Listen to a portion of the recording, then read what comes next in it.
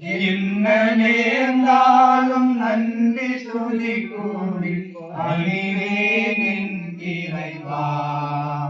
உந்தன் திருவுள்ள பாடி என்னை நடத்தும் ஓ பரிசுத்த ஆவியே, என் ஆன்மாவின் ஆன்மாவே உம்மை ஆராதனை செய்கின்றேன். இறைவா ஆராதனை செய்கின்றேன். நம் தந்தையாக இறைவனின் அன்பும் நம் ஆண்டவராக இயேசு கிறிஸ்துவின் அருளும் தூய ஆவியின் நட்புறவும் இவ்விழாவை சிறப்பிக்கும் அனைவரோடும் இருப்பதாக. மன்றாடுவோமாக.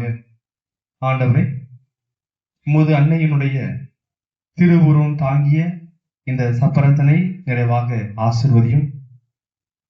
இது பவனி வரும் இடம் எங்கும் இறையாற்றல் செயல்படுவதாக. நேர்ச்சியோடு நன்னை உற்று நோக்கக்கூடிய ஒவ்வொரு மக்களும் அவருடைய வேண்டுதல்களையும் விண்ணப்பங்களையும் பெறுவதற்கு உம்முடைய அன்னை பரிந்துரை செய்வாராக. உண்மையின் ஒளி வீசுவதாக. தந்தை மகன் தூய் ஆவியுடைய பெயரால் இதை புனிதப்படுத்த மிகெஞ்சி மன்றாடுகிறோம். ஆமென். அம்மாவோட வருகைக்காக அந்த ஜனங்க காத்துக்கிட்டு இருந்தாங்க. அந்த நாளும் வந்தது. அம்மா திரும்ப வந்துட்டா.